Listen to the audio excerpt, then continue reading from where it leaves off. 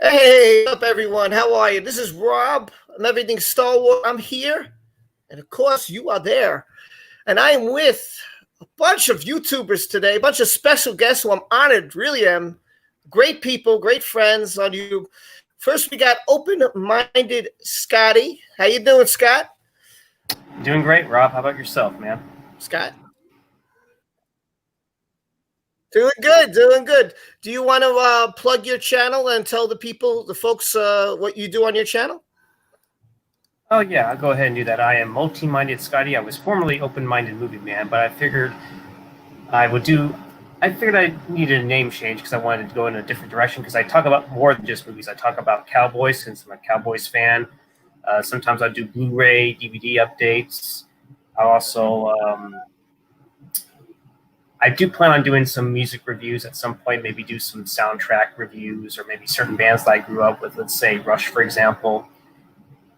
And I haven't done reviews in a while, but I feel like I'll eventually get back into it when I feel I have the energy and the time to do so. But yeah, that's what I basically do. And, feel free to check my channel out and see if you like what I do. I'll keep bringing out the content to the best of my ability. There you go.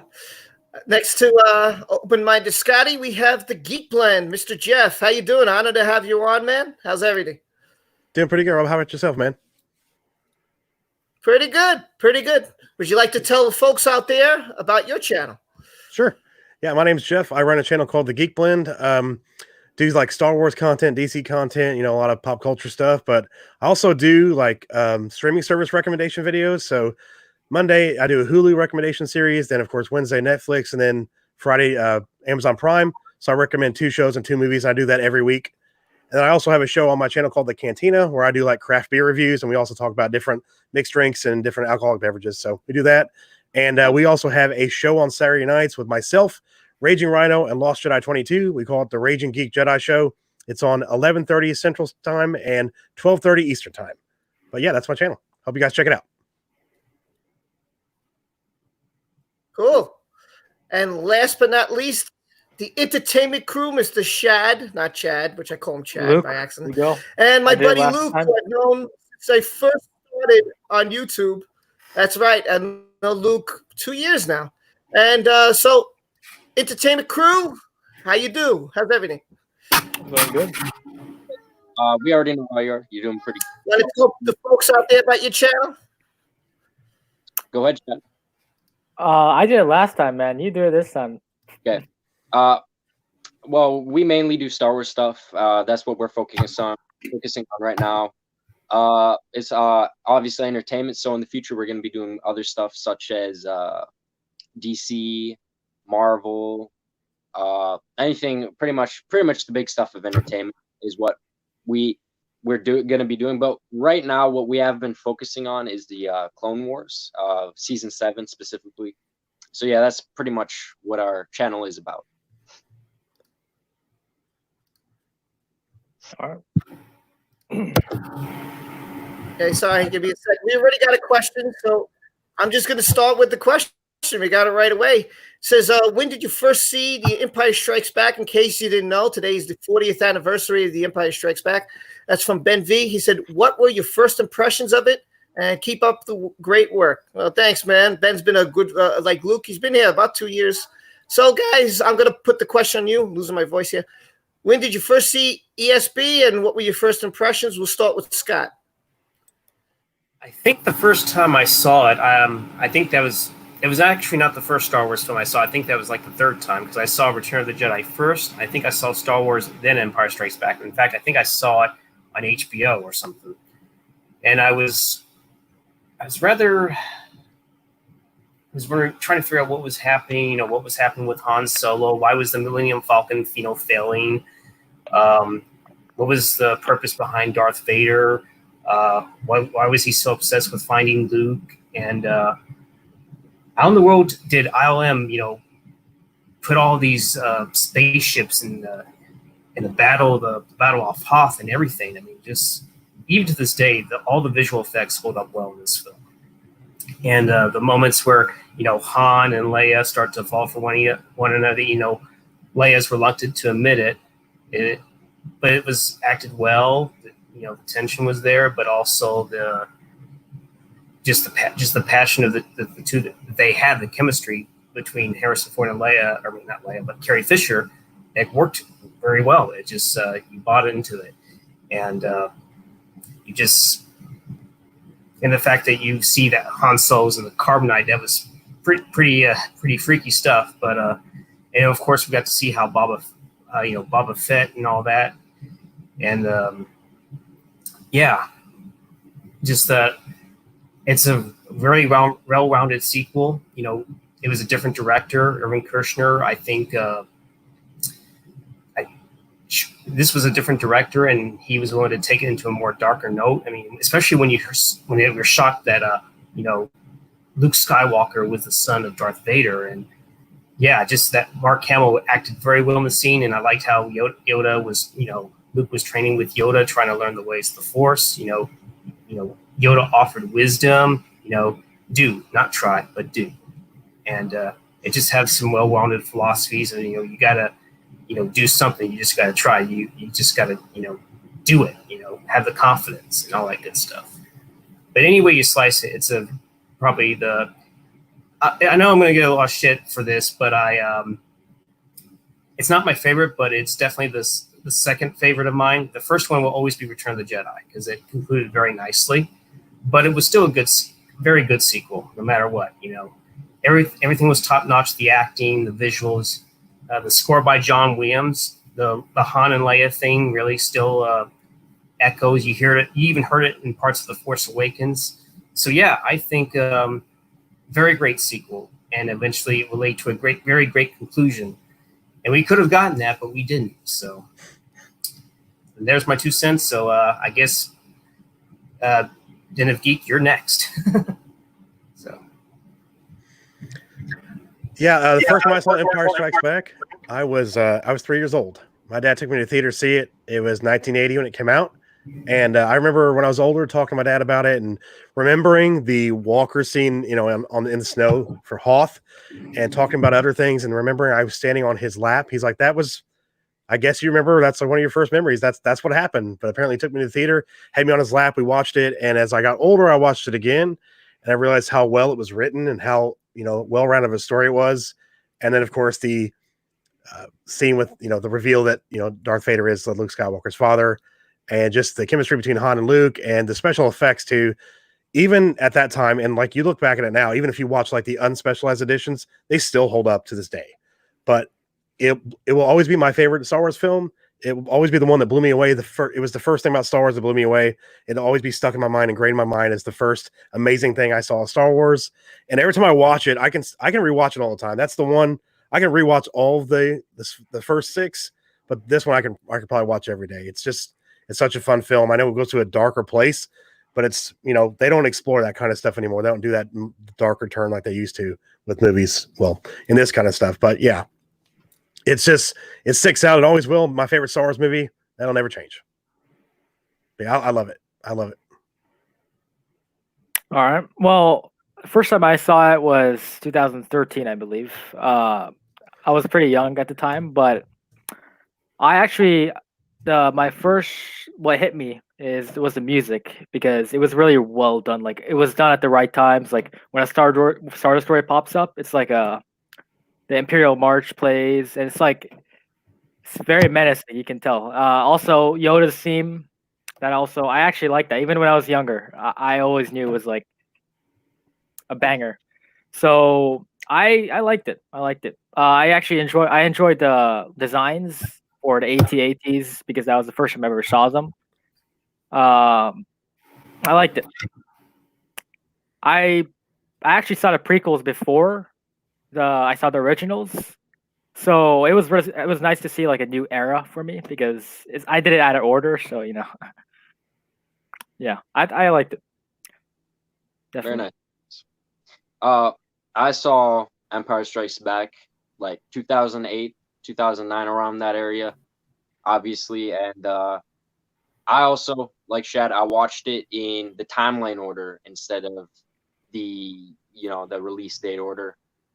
And I thought it was pretty good. I liked it. I think that I thought that Luke was well done. His training, that's like the first kind of training steps we saw of him growing. I like that. I thought that Leia and Han had like a good chemistry. I think that droids especially were like, we never seen a movie that had like droids kind of like as main characters, and they were like, and people loved them so much. I like that, and I also liked, as you guys had said, the visuals are still pretty good. Like the fact that even the fight, like the fight at the end, it still holds up. Like how they're able to do all that stuff and make it like look realistic with Vader and Luke. And the AT-ATs in the Hoth battle, it was very you could tell right now it doesn't hold up as well, but it still looks realistic for its time. There was probably like really good visuals. Like right now, the sequels visual right now is what the originals were back in the day. And yeah, I thought the best scene of the movie was Luke and Leia. Obviously, they had their scene.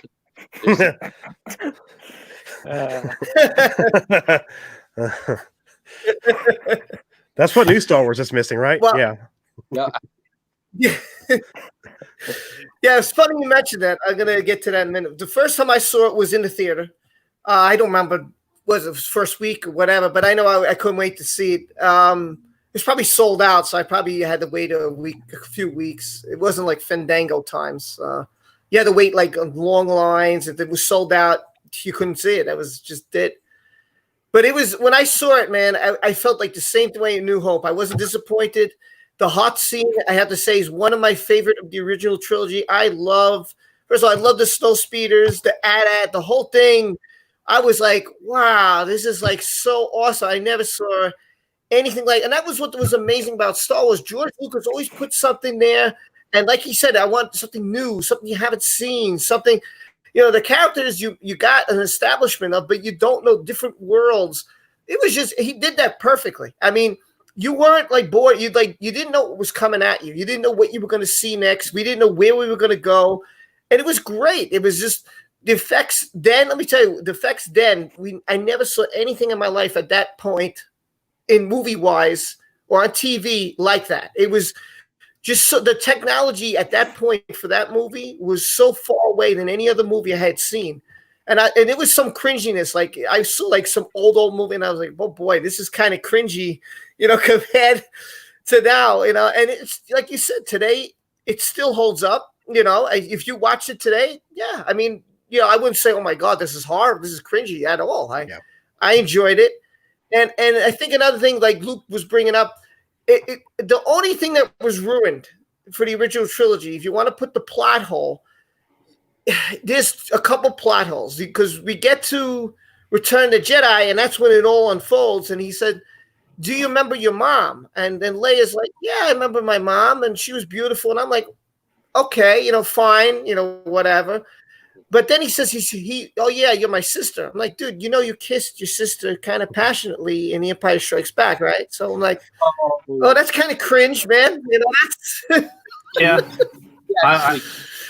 Didn't Lucas intend to have Leia originally not be his sister, and maybe the real sister was hidden away somewhere? Yeah, he didn't have that laid out. At that I don't know.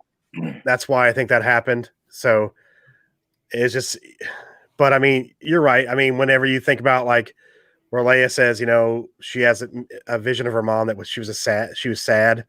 Yeah, that you're right. That is kind of a thing from the prequels where you're like, wait a minute, that doesn't make sense. But maybe it's a Force thing. I'm not sure, but yeah, you're right. It was kind of weird. Yeah, it was that when the prequels, when people at that time had a problem with the prequels, right? Because like what we have now, we have the sequels. It's so funny. And now more people have accepted and praised the prequel trilogy, right? So now it's like, oh my God, after seeing this, the prequels is a blessing, Yeah. And I personally loved the sequel trilogy. I thought these lightsaber duels were incredible. You have Maul versus Qui-Gon and Kenobi was awesome. the space battle on Naboo, you had the ground battle, all happening at the same time, kind of like Return of the Jedi, was fantastic in my mind. I loved it all. To see the best lightsaber duel in all the movies was Obi-Wan versus Anakin. To me, that was just incredible. Yeah, it's fantastic. And then you have on the side, you had Palpatine fighting Yoda. I was like, wow, my mind was like blown away watching this. I was like, so, and my favorite movie is Revenge of the Sith, which came out of the prequel era. So, again, but what happened was people were saying, well, how could Leia remember her mother when she died at birth? And why was she just, she's fine, she's just dying, I can't explain it. Like, what? Yeah, I think that's one of the problems. That's one of the issues I have with that part was, how can she remember your mother whenever she died in childbirth? So it's one of the minor. It might be in the novelization. In all honesty, I'm not sure, but I know some of the expanding universe stuff might have covered it. But it might have been, like I said, it might have been a Force Vision. I'll have to talk to Ryan Kendall or some of those guys about like if it was ever explained. But I know the Padme death was a little bit different in the novel. Yeah, it's a good novel, so you should read it for sure. I heard the Revenge of the Sith novel really expanded on things, like maybe, like for example, Mace Windu was really heartbroken when he found out that Palpatine was behind everything because he had love for the Republic, if I'm not mistaken. Yeah, and also the fight between Palpatine and Mace and the other Jedi or the Jedi Council in the novel. Like I had somebody tell me about it a couple weeks ago, and I went back and reread that part, and it's explained so much different in the novel, like how they basically almost couldn't see Palpatine. He was moving so fast when he was decapitating them all. Like it was a really, really cool scene in the novel. Definitely recommend reading it for sure. It's great. Yep, I agree. I totally. Did we lose Jeff? No, Jeff. What happened? I think we lost Shad. Yeah, Shad. Where'd Shad go? I don't know. I'll let me text him. Yeah, that'll happen time to time. He'll pop back in. Lost Jedi 22. This is funny. It's a little dig towards the sequel trilogy. He says, "Empire Strikes Back would have been a better movie if they focus on how much fuel the ships consumed." That's funny.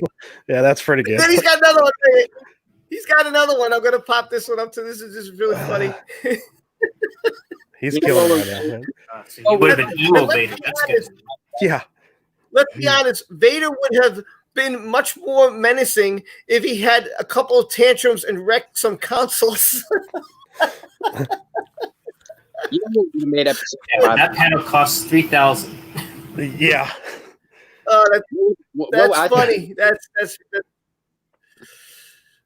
well, I guess in a way, Kylo Ren finished what Vader started, right? He destroyed something, right? He did. He destroyed the consoles. You know? Yeah. Let me see. He's got another one. Oh wait, let's see this one. Wait, I'm gonna have to post this one. This is pretty funny. He's got some good ones here. This is pretty funny. Hey, hold on. Yeah, you read it already. Okay, I didn't read it. And they needed to show Han stuffing Luke into that tauntaun. A real missed opportunity with the special editions. That would have been pretty gory. Yeah, that's good. Nice. I don't know if you guys saw the special edition. Did you guys see that? Because I want to get into that, but I don't know if you guys saw it. Yeah, actually, I saw the special editions in the theater when they came out in the 90s. That was fun to re-see them again when you're like older in the theater. That was really cool. That was a really cool experience. What about you, Scotty? I didn't see them in theaters, but I remember watching, I think, the first Star Wars film. I was kind of, it's nice to see some of the enhanced visuals, but the one part that definitely was, that definitely needed a scene reworked was definitely the CGI Jabba scene. Yeah, that looked like it was unfinished. But thankfully, they would later, correct it and make it look like it was at least that he was there. The CGI looked a little better instead of the eyes being, like very wide open like they were, and the skin tone was also redone. So yeah, other than that, I was good. I was glad to see the visuals, because I can understand why they want to remove, like, whenever you see the old versions, you see like matte lines around the ships and stuff like that. It's because that's how they were able to do that. You build a model ship, shoot it against blue screen, and in the foreground you would have your model or the basically the miniatures and models, whatever you use to create that scene, and I can see why they would go back and enhance that. But the Java scene was, yeah, I could have done without that, but thankfully they corrected it. I disagree. I think Leia made the scene great. I'm just saying. Well, mainly it was the CGI that I had a problem with. It looked pretty bad for '97 standards, but thankfully in the later versions they corrected it. But the main problem I had was the Han shot first. Oh yeah. Oh yeah. Yeah. I remember seeing that. Like, wait a second, what's going on here? Why do you have to change that? I don't understand. That's like a huge debate right then and there. I think in the subsequent versions they try to make it look like maybe they both shot each other at the same time or something like that. And then they of course did the McClunky. I know, what's that about? Yeah. Disney's way of fixing it? I don't think so. I don't know. That was super weird. Did you guys see the special editions, or did you just see the regular? I saw the special edition. I only saw. Chad? Yeah, I watched it twice only. Empire Strikes Back. I both special editions. So, yeah. Luke? I saw the special editions for all the originals, but I also saw them. I used to have a VCR player when I was really little, so I had the original versions as well. So I've seen both. And I in my opinion, I think that both are fine, but the special editions did bring more into it. Like some of it was bad, some of it was good. You know, it's a mixed bag. Hey Rob, do you mind if I say something else on the special editions? Like I said, go ahead, go for it. Yeah, I've seen all of them. The very first one was, of course, Star Wars, but the other editions, some of the changes I didn't mind. Like I liked how they redid the Emperor's look in Empire, because the original one wasn't the best. I mean, I can understand why they didn't exactly have. They had to get like a lady in a chimpanzee mask or something like that. It was voiced by a different actor. But then when Ian McDiarmid, fully took on the role. They redid it. They brought him back, and he re-recorded the Emperor's dialogue, and it was good to see him in there. Yeah. And I'm trying to remember. There's something else I remember. Hayden Christensen and Anakin at the end too was. Well, I like that part. I was okay with that. You mean when they show Vader the Force Ghost at the end? Yeah, at the Return of the Jedi. It says Hayden Christensen instead of Sebastian Shaw. I like that change, and I understood it. Yeah. Yeah, it wouldn't make sense if they put Sebastian Shaw in. So exactly, yeah, he wouldn't have been. They put him back to when he was originally when he was good. The last time he was a good person. So yeah. I mean, I think the biggest problem I had was definitely with the Greedo and Han. That was, first of all, that looked horrible. Okay, and if you're like 2 feet from the person, really, you're gonna miss the person. I mean, how good of a bounty hunter can you be? You can't hit a guy right in front of your face. I mean, seriously. You can't. I mean, a stormtrooper, I understand missing. Okay, fine, but we're used to that. But Greedo, I mean, you're supposed to be a highly bounty hunter. It was just a dumb thing to put in it. It should not have been put in. I like how we saw, because you watch the original movie and then you see the special edition. You could see there's much more rebels at the end. I thought that was great. There was more troopers, and it was because he was able to do that. And I thought that was great. That was good. The celebration was bigger. I like that. That stuff was good, adding to it. But you definitely didn't need the Greedo Han. That was just, that was so cringe, so horrible. And I hated it. That really, really pissed me off. I really didn't agree with that at all. Your guys' thoughts on the Han Greedo thing? When I think that instead, like, what they should have done, maybe if the special effects just to end the debate between Han and Greedo, just have like Chewie go behind Greedo and like rip his arms out or something. Maybe. I mean, why not do that? Just end the debate of both of them shooting each other, who shot first, and have Chewie just rip his arms out. There you go. Wait, Rob, who do you think should have really shot first? Listen, to me, it made absolute sense that Han did it. He realized, okay, this guy's going to take me in or he's going to kill me. I'm not going to let that happen. And he's not going to see my gun being pulled under the table.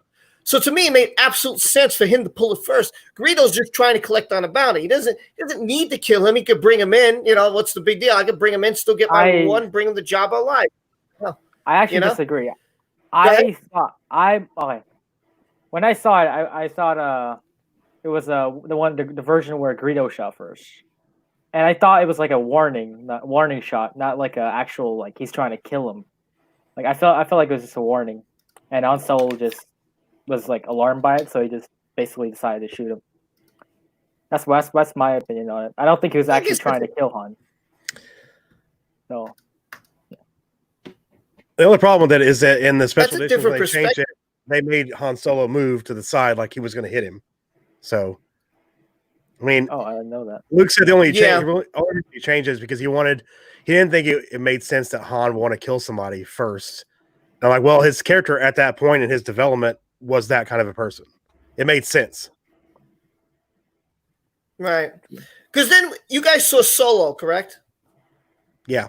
Yeah. You guys saw Solo? Yeah. I liked it. I don't know. Everybody else did. I definitely liked it. I was hoping they would continue it. I feel bad that it bombed so bad. There was some things I would have edited out, absolutely. So it wasn't top notch of the Star Wars movies, but I thought it was really good. I enjoyed the actors. I enjoyed the actresses. And in that, what happens? Woody Harrelson comes out, right? And he talks a little, and Han shoots him first. Like, there's no hesitation because Han knows he's going to kill him. He's going to kill him. He's going to kill Chewbacca. So I've got to pull my gun. So to me, that's the same thought he has about Greedo. If this guy is either going to kill me or he's going to take me in. Either way, he's not taking me in. I don't care what happens. I'm taking him down first. I'm not going to be stuck at Jabba's, and I don't know, this guy's going to kill. Either way, I'm dead. If I just give up, I'm dead. So he had no choice at that point. It's either kill or be killed, you know? So to me, he was just stalling, you know, I'm going to have the money. You know, he's still looking around. He's trying to stall and hoping that Greedo will go away. And when he sees that Greedo's not going away, he's like, listen, I'm not going to get killed because that's exactly what's going to happen. I'm going to go in front of Jabba. I'm going to try to talk my way out, and he's going to kill me. So I got to kill this guy now. I have no choice. I have no option. Then when I saw the special edition, I was like, man, this just looks so bad. I was like, this should not have been in. I like it the way it was. Again, just my opinion. You made Han Solo a bitch almost, right? Yeah, a little bit. Yeah, I mean, because that's why I like Solo, because it showed that Han, you know, he listened to what was Woody Harrelson's character? I forgot his name. Beckett. He listened to what Beckett said, and that's why I love it. Because I first of all thought Woody Harrelson was excellent in that movie. Loved it. I loved the way he was perfect, and it was great because he was a con artist. He was trying to get away. He was trying to make money. You know, he had a hostage. He was using Chewbacca as a hostage. I thought it was fantastic. I was like, wow. And when Han just boom, no hesitation, I was like, beautiful, beautiful, beautiful.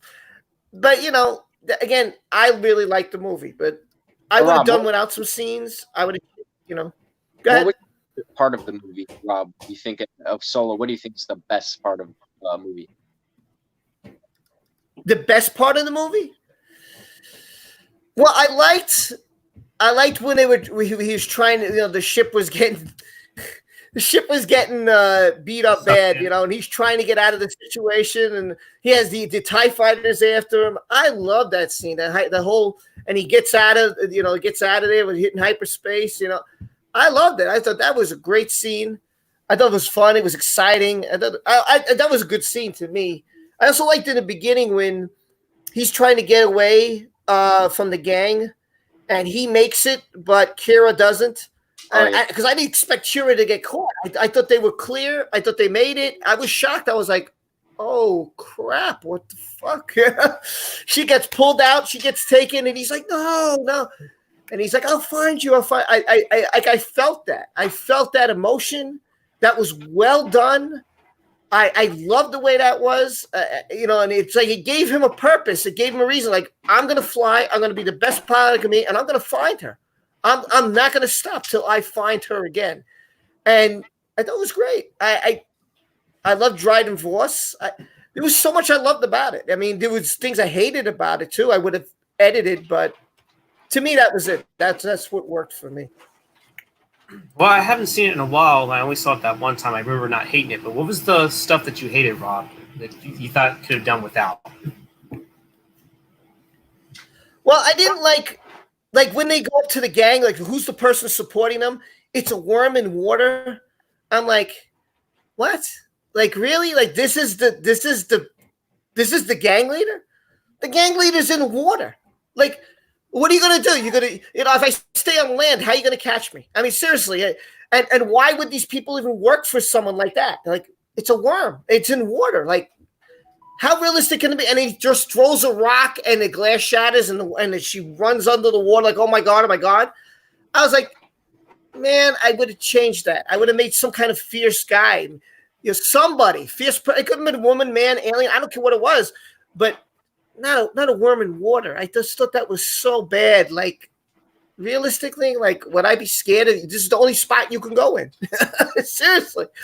I didn't like how Han met Chewie either because they changed it from the book, and I thought they were going to go with he was going to be forced to torture Chewbacca, and he didn't want to do it. That's what the book did, and that's how they met. And he saved Chewbacca and left the Empire, and he said, "I'm not working for them anymore. I can't do this. I'm not going to kill this creature. You know, and I don't feel that she should be enslaved."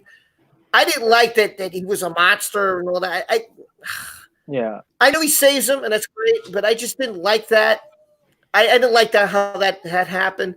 I know a lot of people didn't like how he got his last name. So that was a problem. Like, you Honestly, know, okay, I we'll was just fine name you with it. Solo.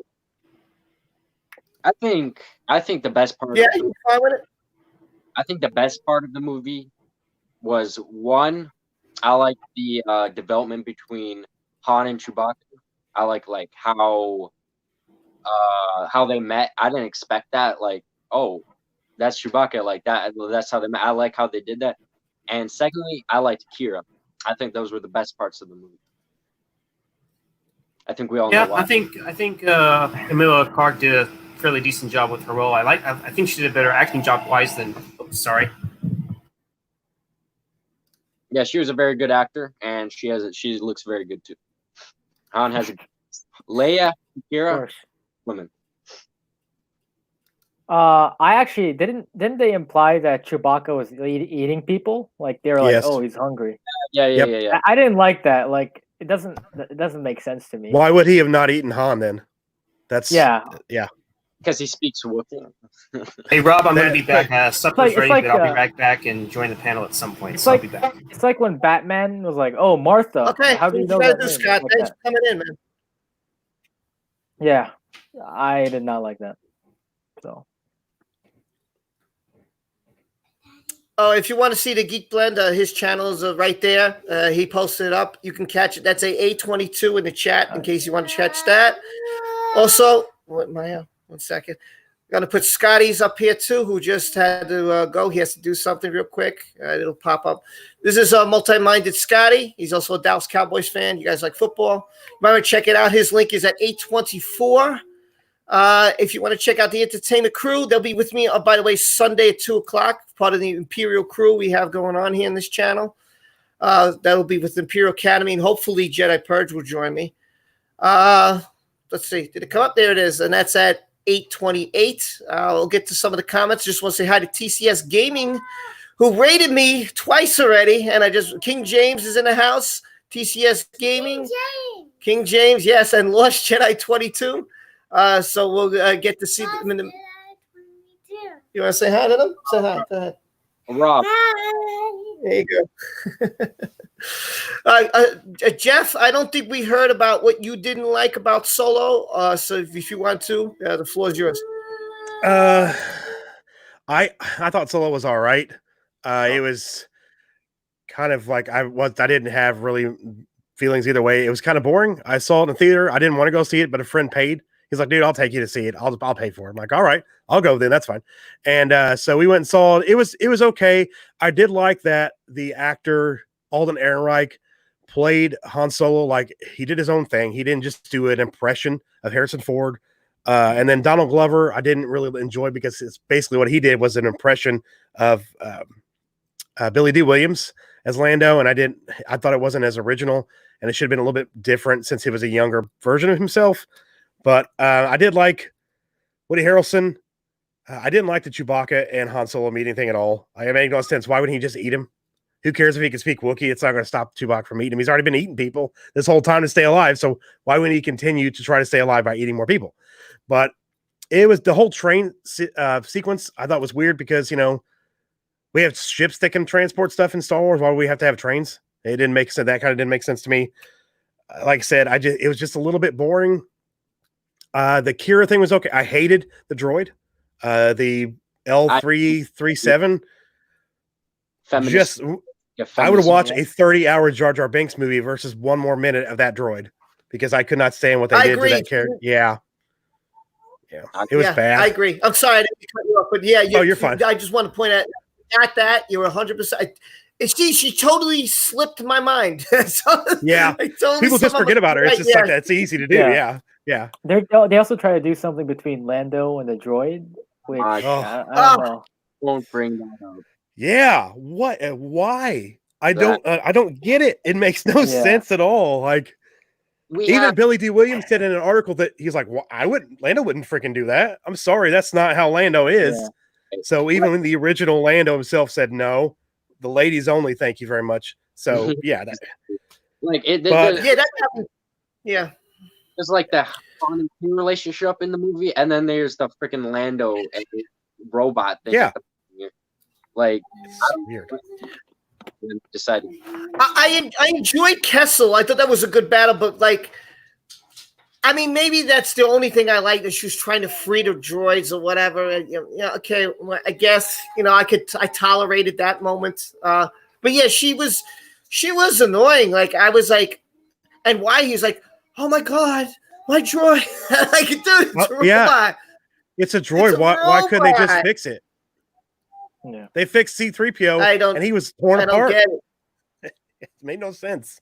But I mean, I don't get it. Like I said, there was a few things I did enjoy. I like that Chewbacca was finally used, and instead of being an Uber driver like he was in Episode 8, it was nice to see him actually do something. But other than that, it was just kind of boring to me. And another thing I have a problem with about it is, it's the same thing I have a problem with sequels. Well, one of the major things I have a problem with the new stuff is we go to a cantina or wherever they are to play. Where Han plays is it Sabak with Lando, and there are all these alien creatures around him, but there's none we've ever seen before. It's all these new creatures. Why are we seeing creatures we've already seen from the original and prequel trilogy? There can't be that many aliens in this galaxy.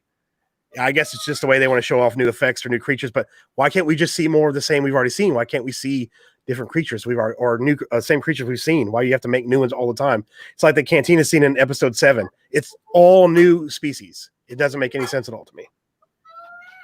Well, about new species, this is one. I just got a super chat, by the way. Lost Jedi 22 gave me $1.99 super sticker, thumbs up. Thank you.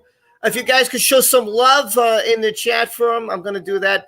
Some hearts or something just to show him some love. I really appreciate you doing that. It's very nice of you. By the way, I made you moderator, so no one can kick you out unless I did it, just to let you know. Arc is here, Arc454. TCS Gaming is here. I don't know if I missed anybody. King James, I think I said him, but he's here. Yo, thanks a lot. I'm going to throw some hearts in there.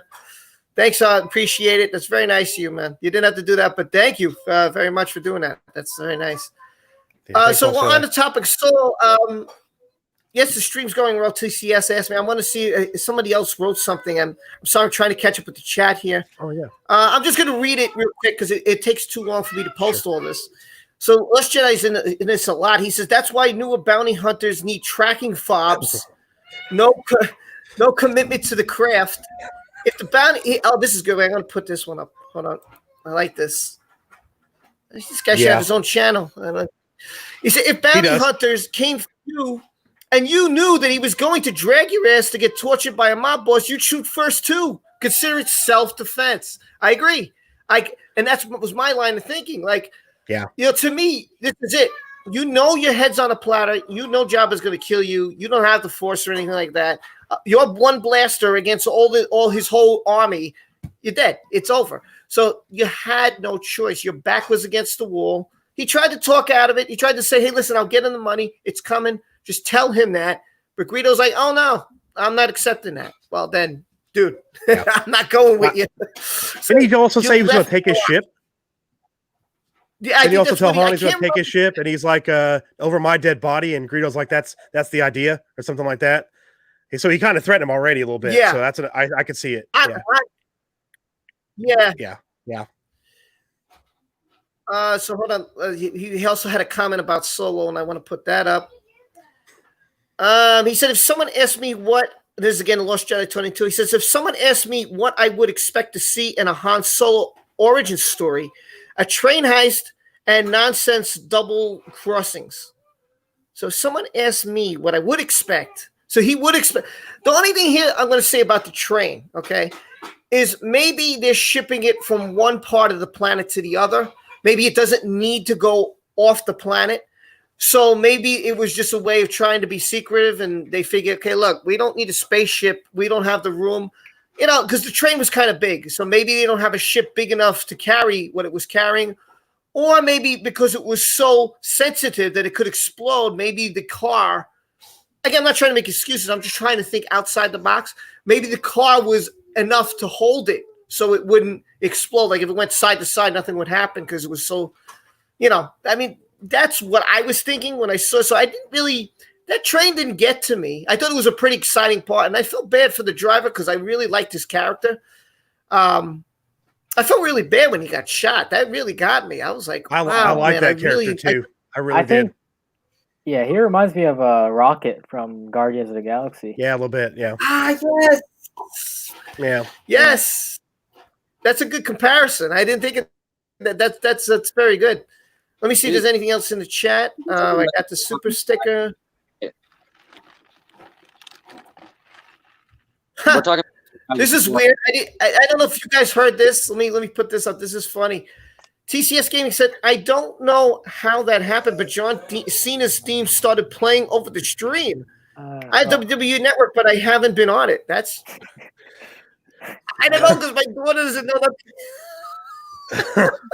That's funny. I don't know. I think it's I don't know. The guy that has his camera off because we can't see him, Maybe. Oh, okay. We can't see for sure. You're right. I like that. Luke, that was very good, man. I like Luke's that. got jokes, man. Luke's got jokes. That's funny. I got another one here. TCS Gaming says another topic I've been discussing with people has to do with Battlefront 2 and how they should have brought back jetpack cargo before they stopped working on it.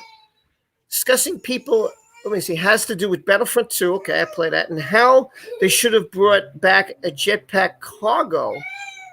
I don't know too much about that. I don't I'm not know. too sure. I played the game. last one. Oh, there was. Wasn't there?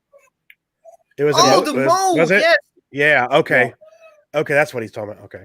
It's a thing. Yeah, the mode he's talking about. Yes. Luke? I don't think that's the thing. Lost. You were saying? I don't think that's how it works. Wait, what? No.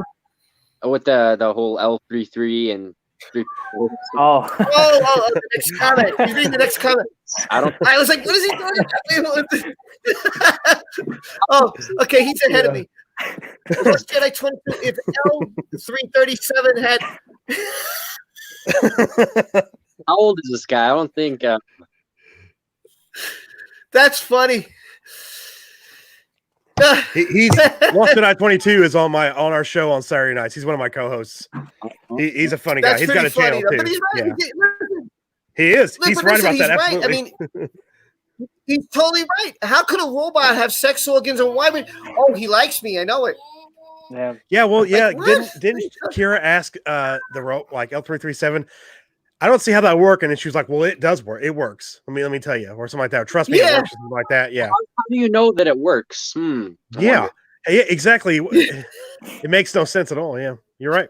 Makes no sense. You know what I thought? I thought that maybe she was just, having fun. Like, oh yeah, he likes me. Like playing around, trying to make her jealous because he knew that she liked Kira. So, or maybe something trying to make it like, oh, he's trying to hit on you. So, oh, I'm jealous now that you're in the picture, and maybe Lando's going to hit on you. And I don't know. Maybe so. I can't think of anything that would make logical sense. It's stupid. Just really dumb. That's all I got. We were just talking about Solo. We talked about we talked about the robot L337. That the one that Lando, the pansexual, has a thing for? Yes, yeah, that's the one. Yeah, I think I could have done without that. They're very unpleasant. Yeah. What about Solo? Did you not like, Scott? Oh, okay. I'll try to remember as best I can. I haven't seen that film in almost 2 years, actually, since it's been that long. But what I didn't like. Let's see if I can refresh my memory on that. Lando being a pansexual, I think that was completely unnecessary. That was just something that had to be forced in there. And I think, I didn't mind the development of Han and Chewbacca, developing their friendship and partnership, if you will.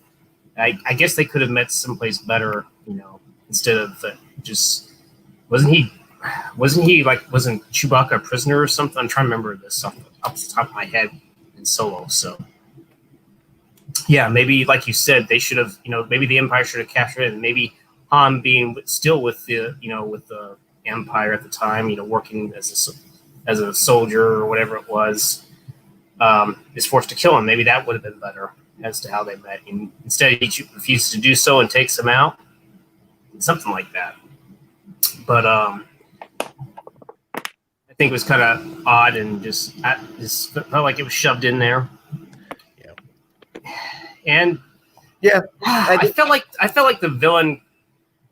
I mean, not that Paul Bettany's a bad actor. I felt like he lacked a certain motivation. I think it was, and I mean, the fight scene between him and Han wasn't too bad, but yeah. And then it just felt like he was kind of a mad villain at best. He didn't exactly stand out as like Darth Maul or Dooku or Palpatine, for example. But or hell, even that that's the guy from Rogue One. I haven't seen it in a while, but it was director Krennic. Krennic, yeah. Even he had something. Even he could had motivation, yeah. He had motivation at least. But yeah. So I'm going to go over an article because we caught up to the chat. So we're going to talk about. I want to talk about this. This is on Epic Stream. Please. This is from Epic Stream. It's an article. I'm going to read it. I can't post it up here because I'm afraid I'll lose everybody in the panel. I did a video on this the other night. It's called. There was a Star Wars rumor suggesting there's a struggle between Kathleen Kennedy and between Jon Favreau's factions in Lucasfilm. I'm going to sum it up real quick. I'll read some of it. Let me like it. So it says WDW Magic Forums just recently reported on Disney's plans amidst what's going on. I can't say it because they copyright you. And while the report focuses on reopening of Disney parks, it also offers details on the struggle of power at Lucasfilm. So Kathleen Kennedy, they said that she's had problems. She's had failure with projects like Star Wars Resistance, with the Star Wars sequel trilogy and the Forces of Destiny, while Favreau has managed to win the Star Wars fan base over with The Mandalorian. The report seems to suggest that Disney's been taking more of an active approach on Star Wars. Iger apparently is handing Favreau notes on The Mandalorian, and now he's got Taiki Waititi, who's going to be doing directing the next Star Wars film.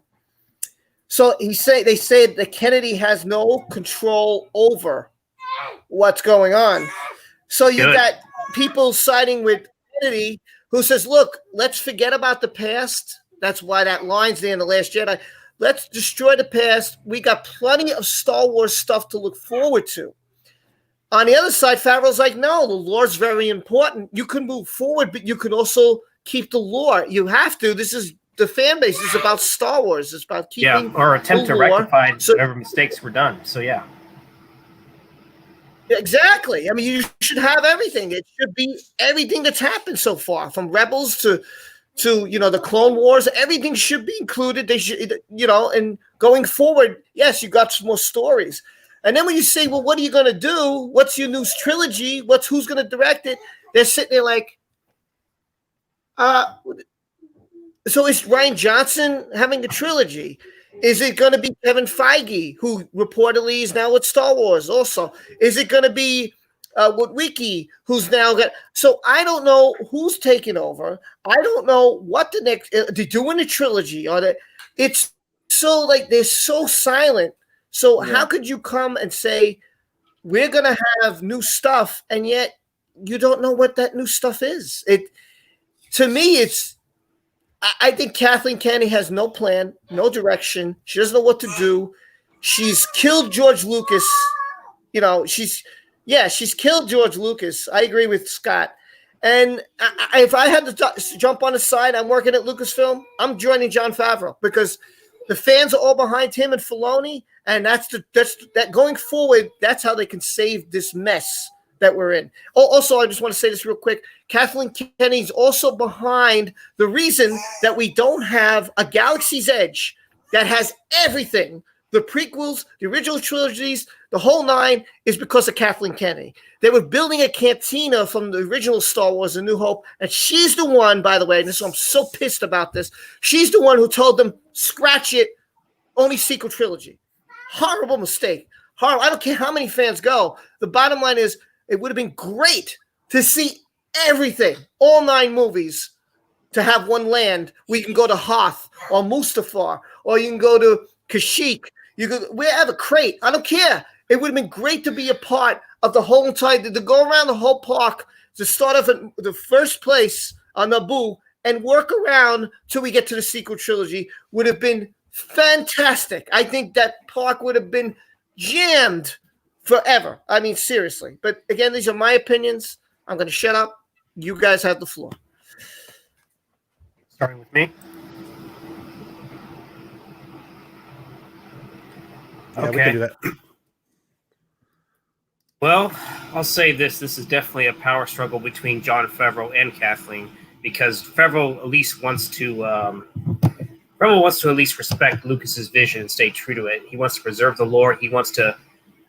I would like to hope that maybe he can fix the lore to some degree. Maybe, I hate saying this, maybe bring some retconning into it. Maybe retcon the sequel trilogy to some degree, but not all of it. But certain characters that deserved a better outing, like Luke Skywalker, Han Solo, and I guess you can say Carrie Fisher. But unfortunately, her death kind of prevented her from getting maybe the best proper exit that she should have gotten. But anyway, you slice it, Kathleen, as I like to call her, Kathleen Kennedy, she needs to go. She also needs to fire herself, just like Jerry needs to fire himself, since he's the GM of the Cowboys. I don't mean to throw that in, but as of right now, that's a different story, as because of what he's done by actually hiring a legitimate, good head coach.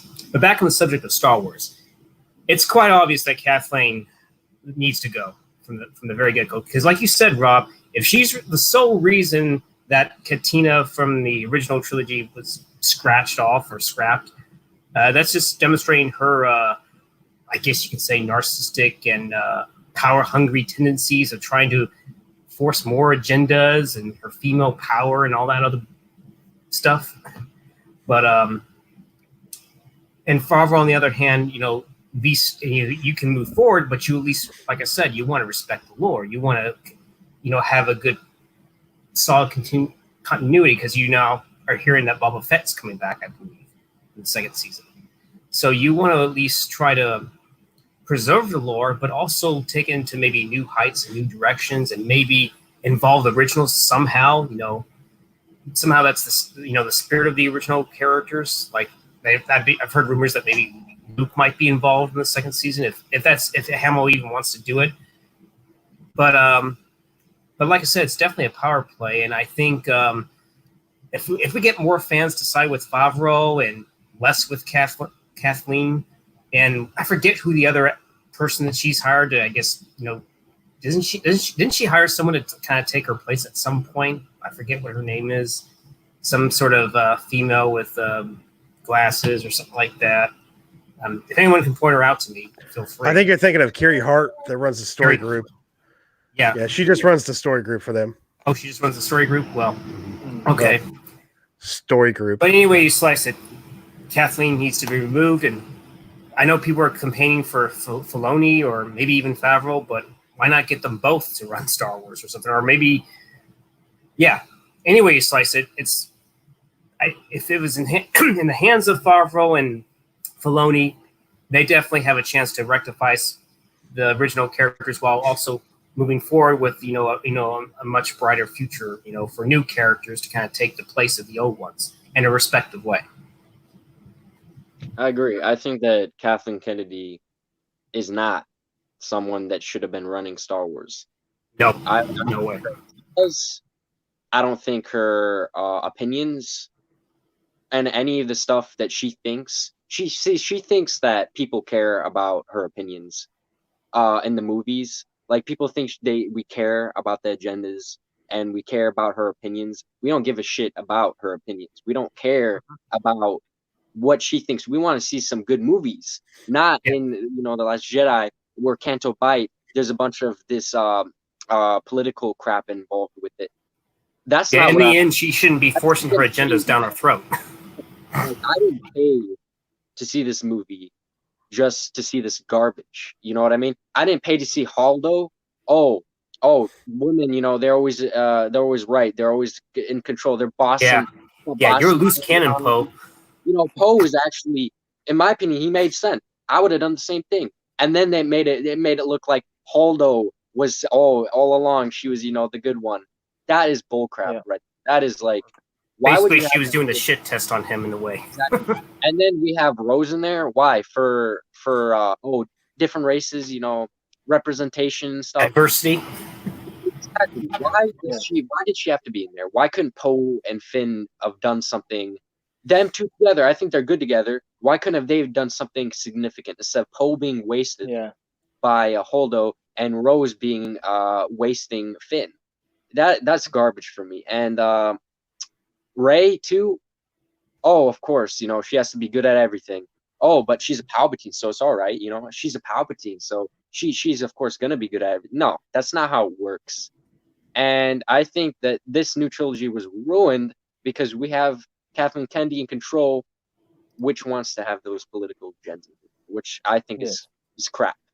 And that's not what it should have. It's not what it should be. I think Dave Filoni should be running things. I think he knows how things should be. That's my opinion on it. I think Lucasfilm should just get rid of the sequel trilogy altogether. I don't think it brings anything new to Star Wars.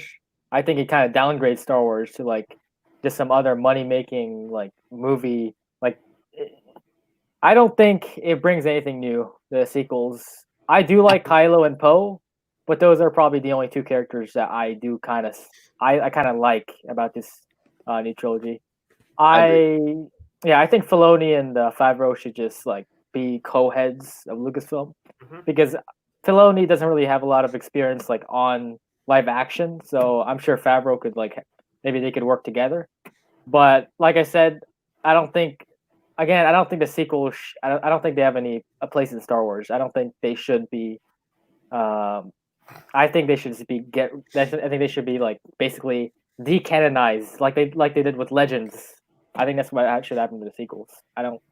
It doesn't deserve to be called Star Wars. So. Yeah, the main thing here is what I think is why this whole scenario of the sequel trilogy. Why did they have to copy and replicate everything from the original trilogy? Everything. Why did they have to make Stormtroopers again and Resistance and all that stuff? Why couldn't they make something new? Because J.J. Abrams is not original. He's not, and he started this whole mess, but it got worse as it progressed on. It got worse, and the Kathleen Kennedy let it happen. That I don't agree with that. Yeah, I was going to say, even Lost Jedi 22 pointed out, say something about the multiple reshoots. I've heard that Rogue One went through some multiple reshoots at some point. So I guess she wasn't a fan of what Edwards was doing at some point, and wasn't there a different director for Solo as well? And they brought in another director to finish off Rogue One, and the only reason Gareth Edwards was on the campaign or the press tours because he played ball. That's the only reason. They redid a lot of that under another director. It was basically the second unit director they brought in to redo stuff. But Gareth Edwards played ball, so they let him stay on the promotional trail. And they went ahead and labeled it directed by Gareth Edwards. It's the only reason. Yeah. And then sequel trilogy. Let's talk about that for a second. Can anybody tell me what it's about?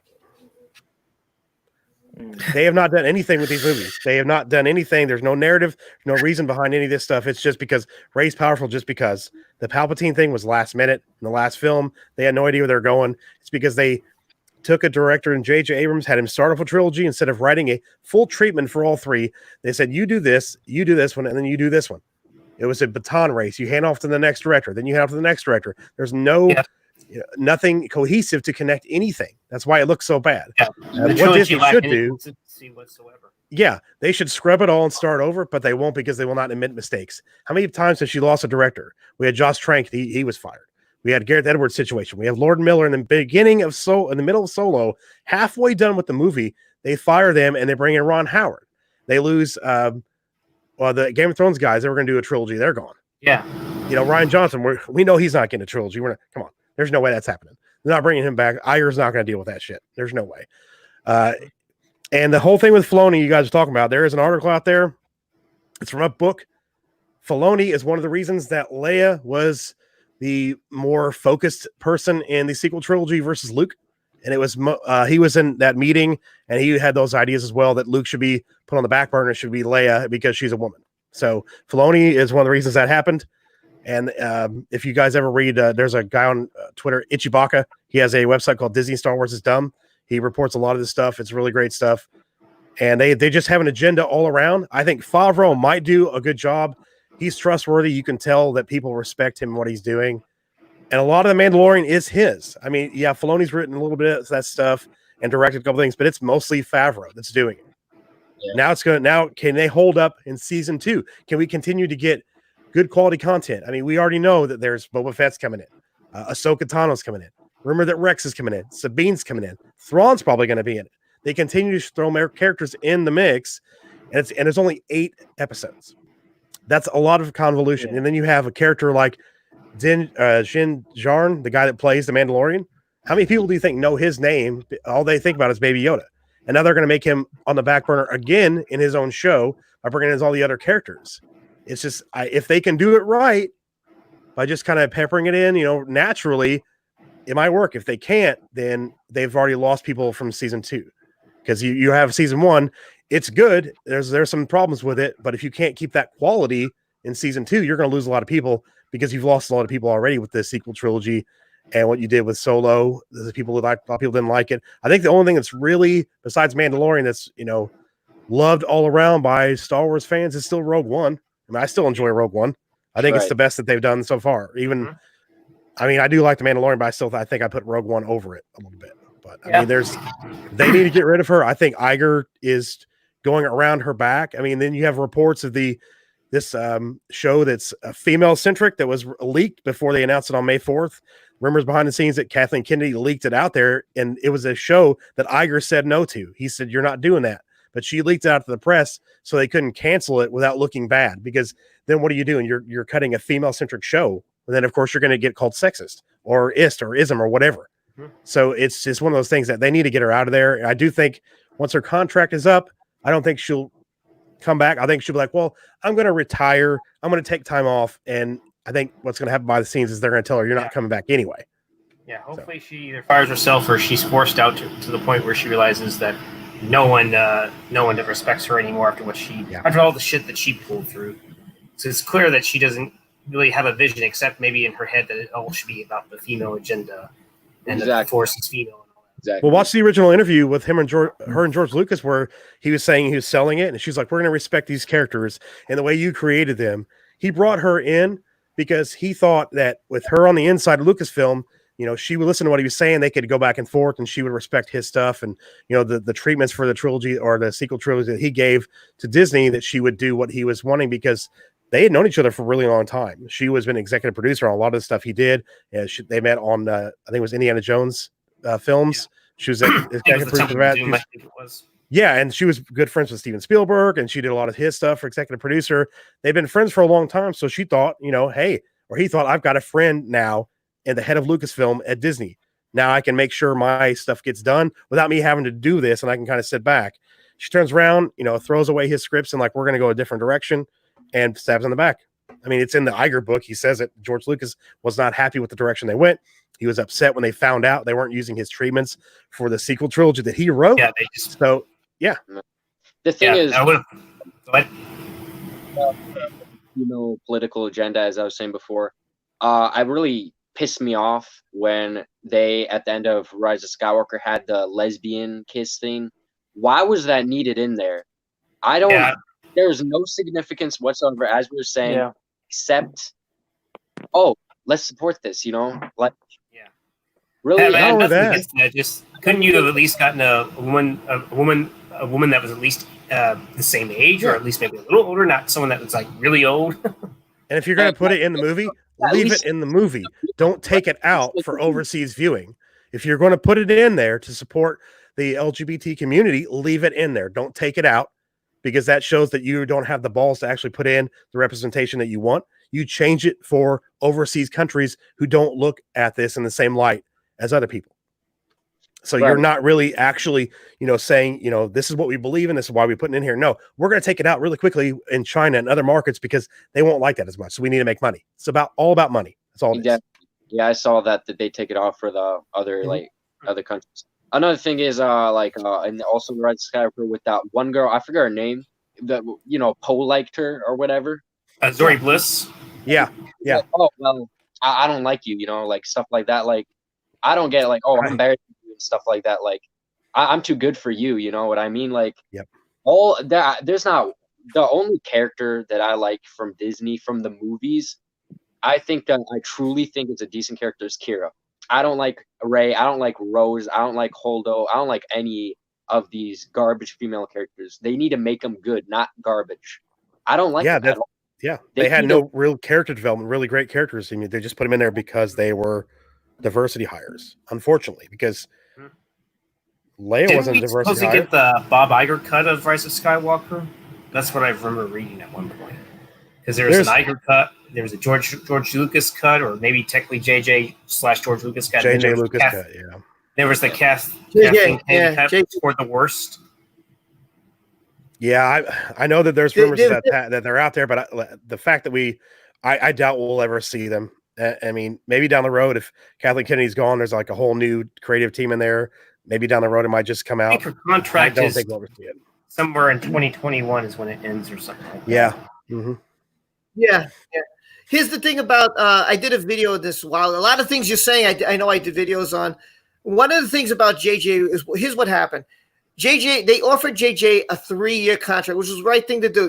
They would do the whole trilogy. He didn't want to do it because he wanted to focus on other projects. So he did the first movie.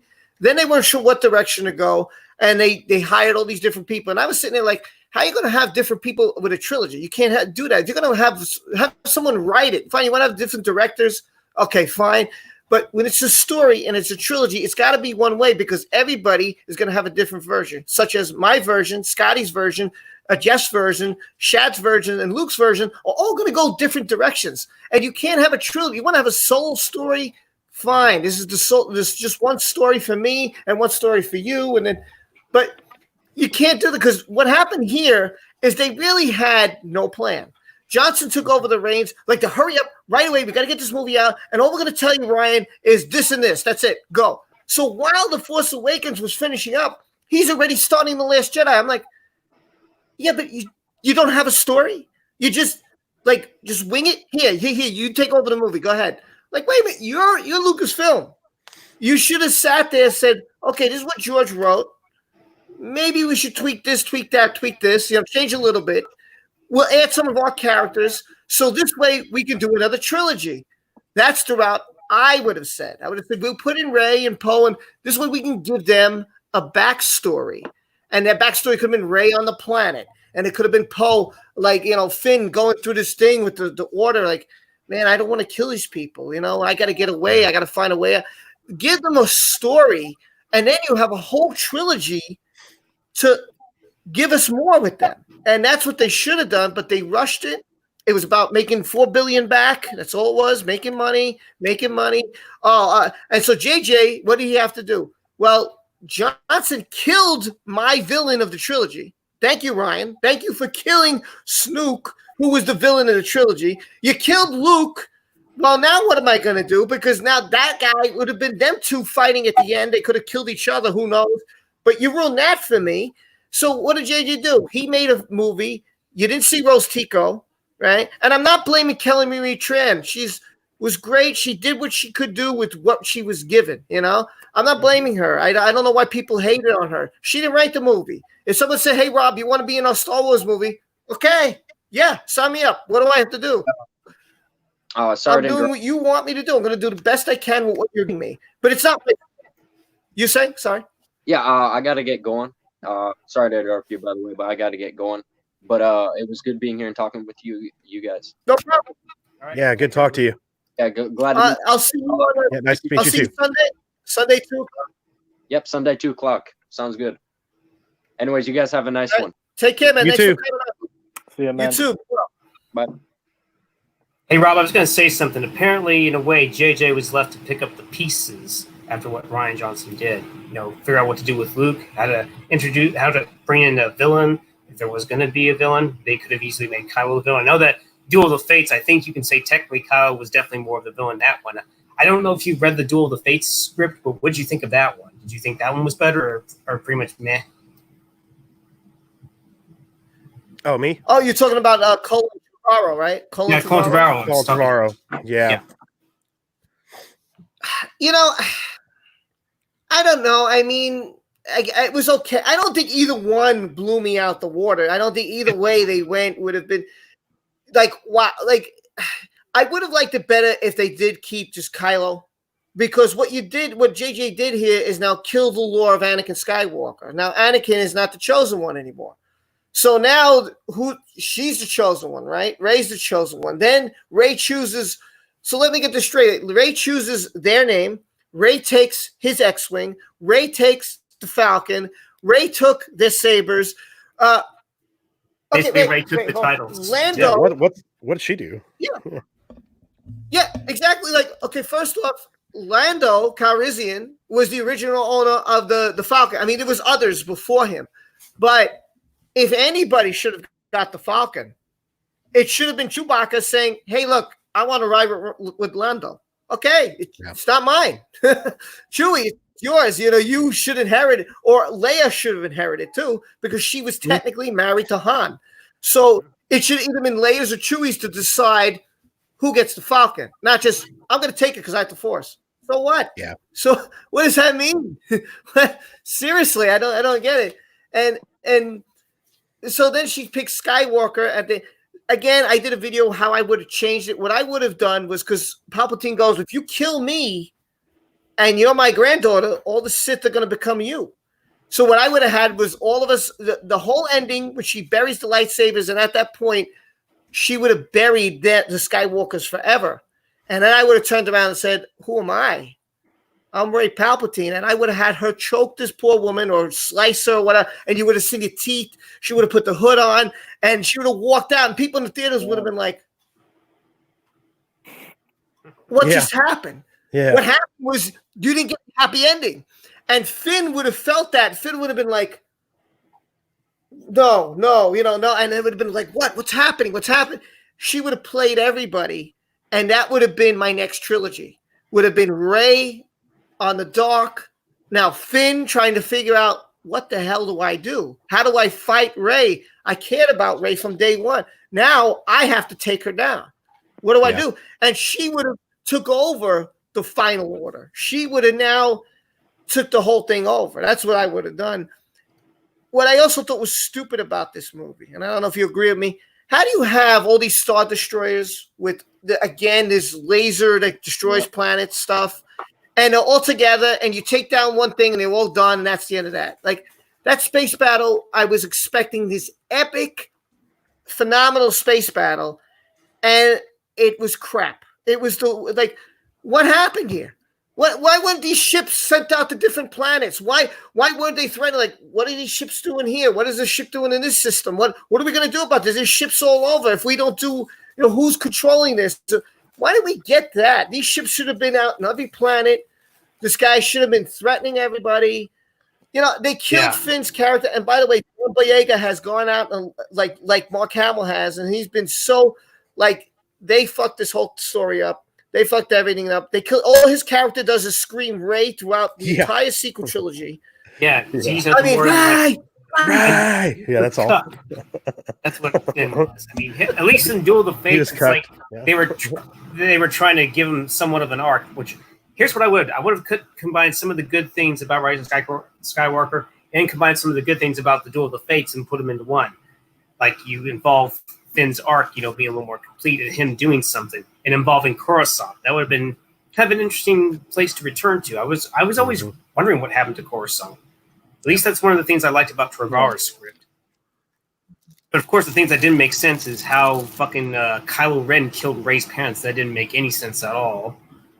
And Well, wasn't it the Uchi that killed Rey's parents? Ochi, Yeah, something like that Sith it was assassin that had, for some reason, a Sith Mercedes ship with like a hood ornament on it. Made no sense at all. Yeah, the story behind that.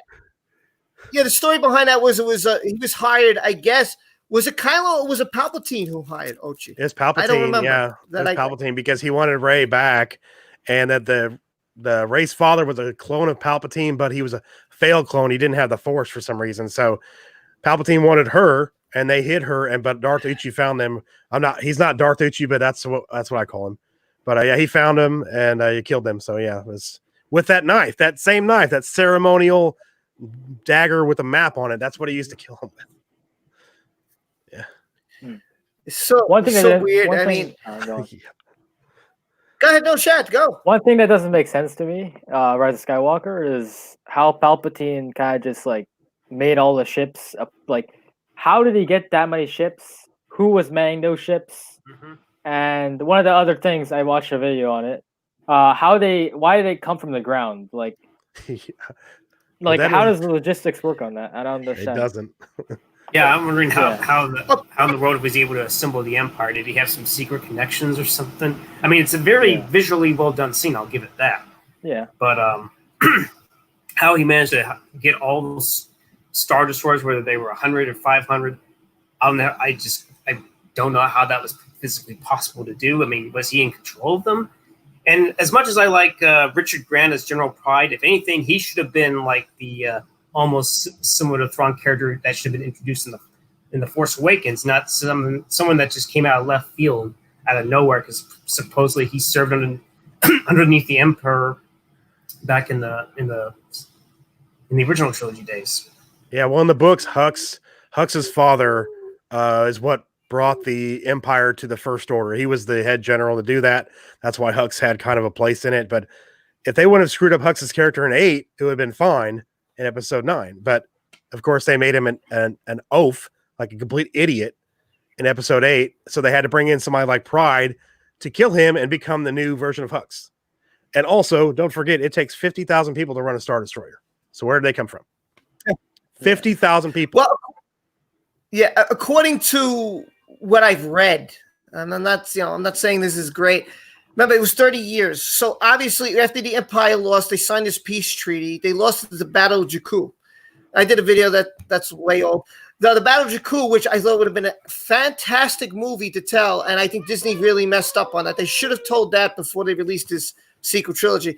Basically, all the ships are there because the Star Destroyers formed a circle around this major one, and they would open up, and the thing would shoot a beam and then hit the rebels real quick, and then they would like kind of blockade it so the rebels couldn't get to that ship. And it was a good plan, but it fell apart because one of the ships panicked or something, and that's how the rebels found the hole and they took it down. So all the ships, they all collapsed, and the Empire failed, and that was the end of that. If you play Battlefront 2, you'll get some of that if you play the single player mode. And the thing is, so the Empire left and went to the Outer Rim, and then this is how they formed the First Order. But Palpatine was secretly in control of everything. Again, it was all his plan. I'll let the First Order go, and my Eternals will help hire this new order, and combined, I'll control everything. It's going to be the final order, and that's the story. I mean, as far as I know, I don't know if I'm wrong about that. Jeff, you can let me in on it. Am I wrong? Could you repeat that? I'm sorry. Oh, am I wrong about how that the Empire went back to the Outer Rim and then they that's how. formed the Yeah, final order? regrouped. Yeah. Mm-hmm. Yep, that's how they. Yeah, did it. 50,000 people per Star Destroyer, right? Yeah. And there was like 500 Star Destroyers. I don't know. Yeah. I don't think the Empire that had that kind of manpower after Well, no. after like 30 years or something. So Well, I if don't. Emperor was still alive, why didn't he just take over again? Yeah. I mean, why didn't he just take Well, over? he was hurt. Don't forget, he was But hurt. he still had, I mean, if he's had because, all look, that crew and he was still alive, he could still command them from, I mean, logistics doesn't make sense. The fact that if he's still alive, he can still command his armies, just regroup after, the Death Star, regroup, and because you still have all your fleets left. All you lost was the few ships around the Death Star, and the rest of your fleet's still around the entire galaxy. Just regroup, and you're good. But no, it's weird. here's a good question. What would you guys like to see from the next saga? I'll start with Shad. I'd like to see like creativity for once, because the sequels have brought like reskinned original trilogy stuff pretty much. Like the AT-ATs, pretty much reskinned. Everything is reskinned. Stormtroopers are reskinned. Everything. So I'd like to see new stuff, like maybe Yuuzhan Vong, like maybe Thrawn. I don't know, something new, like the Chiss Ascendancy, maybe. Like I'd like to see something new, like the prequels brought in something new for people who haven't seen it, like who haven't seen it yet. Like, like I said, creativity, something we've never seen before. Pretty much, that's what I would like from the next saga.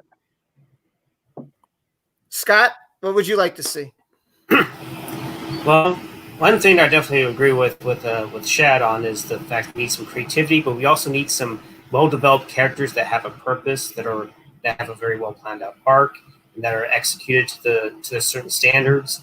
And also, I like to see some new characters that will definitely serve their purpose. And also, I like to see some, at least if it ever happens, maybe we get some rectification of the original characters as well, where they just won't be completely thrown away or discarded like they were nothing. But I also like to see some passion in this. I like to see some drive and some actual continuity, some things that that will gradually flow. They're like, so that's what it was all about. Something like that. Something that has consistency as well. Something that we can follow through and not just be trying to connect the dots. And it's like, well, that doesn't make sense. What the hell are we watching here? What the hell is this shit? Something like that. But yeah, I like to see some consistency, some passion, some drive, some creativity, and just make and just have some entertainment. Have some, I have to agree with you, Rob. That space battle should have been epic, but I felt like it was just lacking in something, just underwhelming. Like maybe they should have sent those Star Destroyers to other planets where they can threaten them, and different parts of the galaxy. Coruscant, hold the whole world hostage. If you're the Emperor, you should be sending out these ships to make good on your threat. So yeah, so basically, like I said, consistency and everything. So yeah. What about you, Jeff? What would you like to see? After a new regime comes in, because I don't want this group touch anything right now with Kathleen Kennedy, but eventually I'd like to see them just go back thousands of years and start with the beginning of the Jedi Order, like how the Jedi started, and eventually get into Old Republic territory, eventually get to Darth Revan. But I mean, I don't want to see those characters ruined. I want to see them done right. So maybe just go back and just start from the very beginning. I would love that. Or go forward 500 years where we've never, been. Just go start something different. Do something unique. Yeah, have creativity, like Shad said. Have creativity. Like you can pull from the EU, especially with the old stories, and you can, take a lot of that continuity and kind of put it towards a new story, but keep the heart of those original stories, because the EU has great stories in them, like fantastic stories.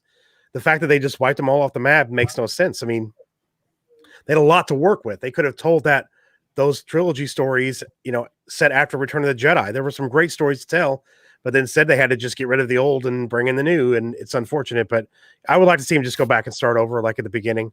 I know they're doing High Republic stuff in books and stuff. Hopefully they don't touch that era, because it's going to almost erase continuity from like the Old Republic stuff. If they do that, but I'd like to see that. I'd like to see them go back far or go forward really far and just kind of go to a new era we haven't seen on screen, one where they can kind of build their own continuity. Something, but be creative. Don't just copy everything. I agree with all you. I think it's you go all hit on point. I think I think you're sitting on a gold mine with the EU. I mean, seriously, like you said, there's tons of stories. Kathleen Kennedy, of course, lied again, saying that George left a blueprint when that's not true. And like you said, if you saw the interview, George says to her face, "I left you guys a treasure trove of stuff from comic books, stories, this, that. You got a whole bunch of stuff. So I'm not walking out of here with you guys being empty-handed." And then she lies on camera like years later. They say, "Oh, he didn't leave us anything." Like, where you been? Have you read? Have you being somebody who's such on high caliber? You should be grabbing these books, talking to these authors. If you don't know about it, get into it. You know, you're sitting on a gold mine. Go ahead, Scott. Scott, did you want to finish what you were going to say? I was going to wait till you're done, but I was going to also add that screenwriting.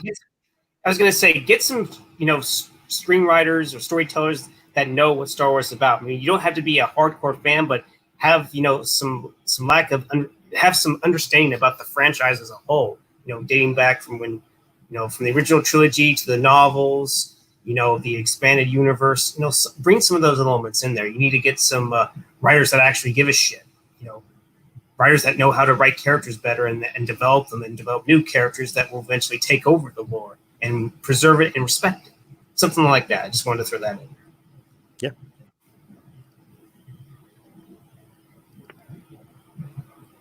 I can't hear you, Rob. What's up? This is good. Sorry, I muted my mic so you guys can talk. I didn't want to interfere. From Majat, he says, Old Republic trilogy with Keanu Reeves as Darth Revan. What do you think, Jeff? That's a fan casting for sure. People really like that casting. I do too. But like I said, I don't want them to touch these characters until there's somebody in there that knows what they're doing and won't just turn Darth Revan into a female or just change that kind of stuff just to do agenda-driven stories. But I mean, I would love to see Darth Revan on screen. But I mean, I wanted to see it. I want to see it done right. I mean, besides Darth Vader, he's my second favorite character in the entire Star Wars saga or Star Wars franchise.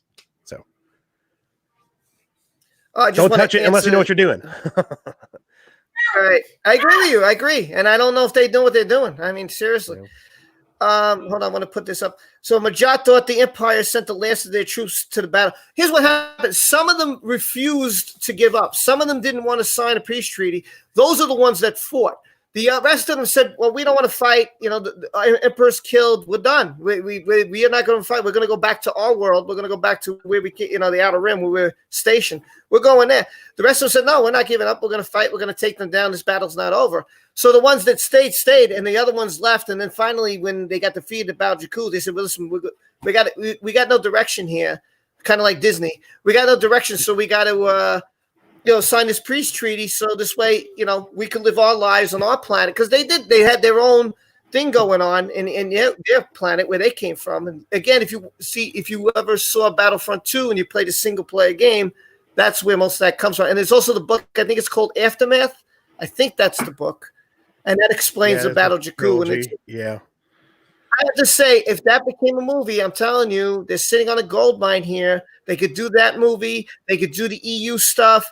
They just, it's there. It's George put it there. The authors, I agree with Jeff. It's there. It's there for the take. It's there for you to make. Oh, how are we going to make money? What are we going to? I thought they were going this way with D.B. Weiss and David Benoff from the Game of Thrones. I thought that's where we were going, and I was pretty pumped. And I didn't read the EU, but I would want to see it visually to understand it, to make me want to get even more into it. And I'm sad, and like you said, the High Republic scares me too. I'm like, don't make this another lore kill thing. Don't do that. I'm so scared of that too. I don't know, that bothers me. Me too. I have a feeling they're gonna fuck it up. I'm pretty sure they will. I think it's only going to be books. I just want to get the whole High Republic. But the other problem is they're just going to delete a lot of already established lore. Like they're saying that the Outer Rim won't even be it'll be barely explored. So that's Tatooine. All the Outer Rim planets, they won't really know about them just yet. But yeah, you go back in the EU thousands of years, and in the Outer Rim was already established. So, and you can't have Sith only 200 years before the prequels because they had been extinct for a millennia. So what are you going to do for bad guys? I mean, it's just super weird. I'm trying to get this comment up, but I don't know if it's coming up here. So I'm just going to read it. Don't know what's going on. Majat said, if Kathleen Kennedy does the Old Republic, then I bet Bastilla will be massively powerful and black or something. I don't have anything against black people, by the way. So, I mean, I don't know much about the characters. So, Jeff, you'd have to let me in. I'm not sure who Bastilla is. Yeah, Bastila Shan is a character from the Old Republic. You meet her first in the Knights of the Republic video game. She's got a great character arc in that story. Then there's a book with Revan that she's in as well. But I mean, it's a strong female character. If you really want to take a strong female character, you could do that because she's a very strong female character. There are other male characters around her that are strong too, but she's also a very strong female character, and there are other strong female characters in that time period. So it's not like they're not there. They're there. Just use them. Don't just make somebody up like.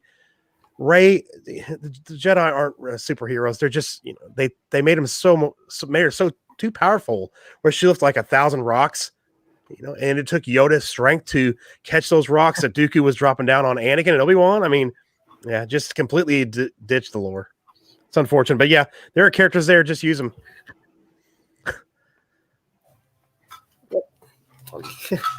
Entertainment Hackers here. How you doing? He said, the High Republic is probably going to suck. You know what? So probably.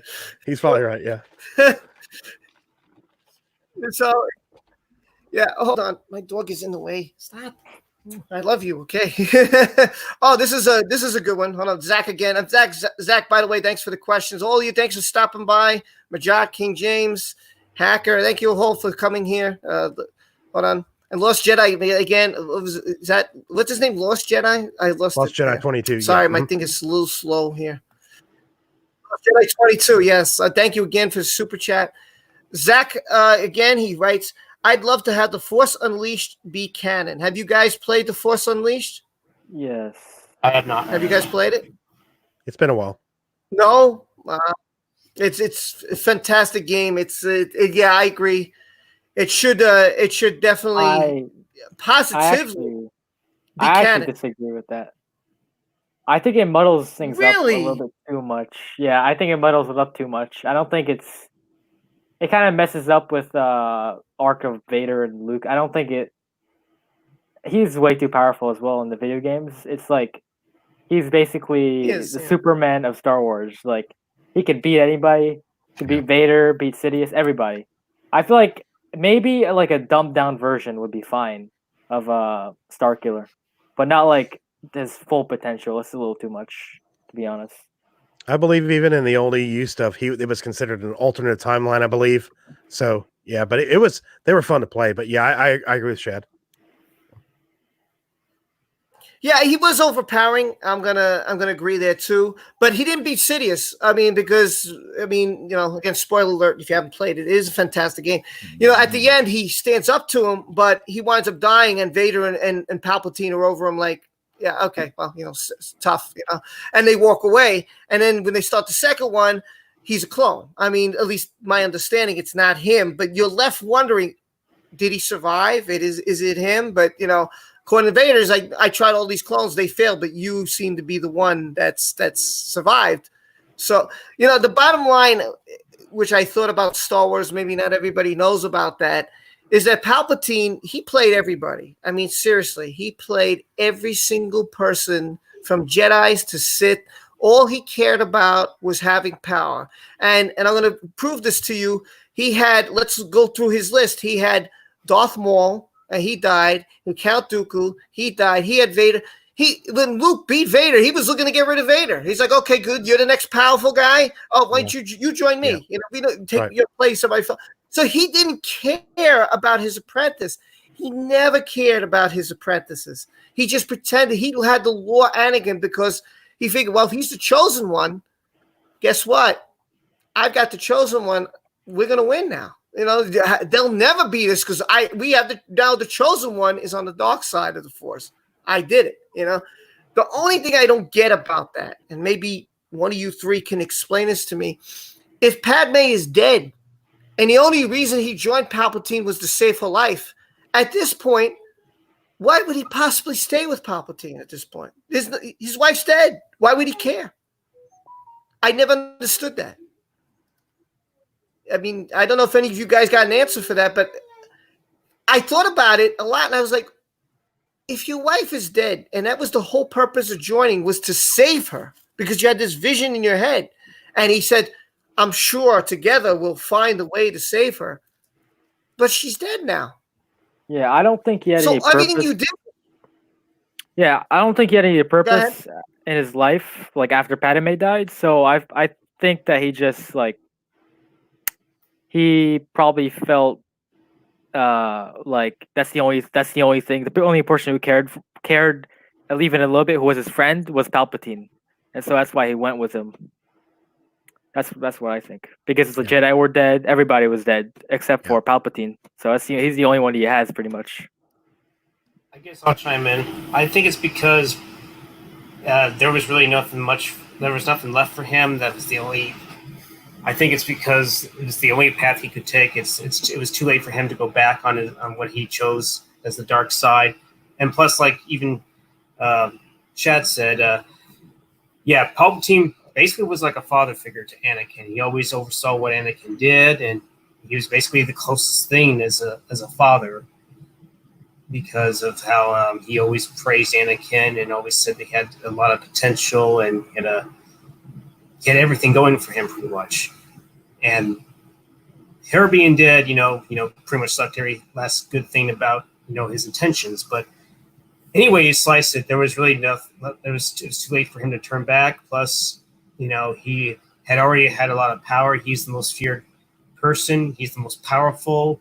All the dark side philosophies were already injected into him. It was pretty much too late to, turn back until, of course, Luke, he was able to convince him otherwise. But yeah, that's what I think. So. Yeah, you're right. He had nothing else to do. I mean, I think he thought maybe eventually he could overthrow Palpatine. But I mean, after everything happened, after the Jedi Order was gone, after Padme was gone, he basically had no choice. So. Mega Jetty, a good friend of mine, Jeffrey over there, another Jeff, says Anakin sees Palpatine as a father, which he agrees with Scotty here. Whether it was true or not, his loyalty was all he had left after Padme. Yeah, so exactly kind of what Scott said there. Yeah, I mean, and you know what? That does make sense to me. Because at first I was like, why? And I don't know if you guys saw what Dave Filoni said about the duel of fates between Maul and between Qui-Gon Jinn, that he saw Qui-Gon Jinn as his father figure. And when Qui-Gon Jinn was killed, the difference between Qui-Gon and Obi-Wan was that Qui-Gon really wanted to take care of Anakin. While he was kind of forced into doing it. And Kenobi became more of a brother, not a father. So Anakin really didn't have a direction anymore.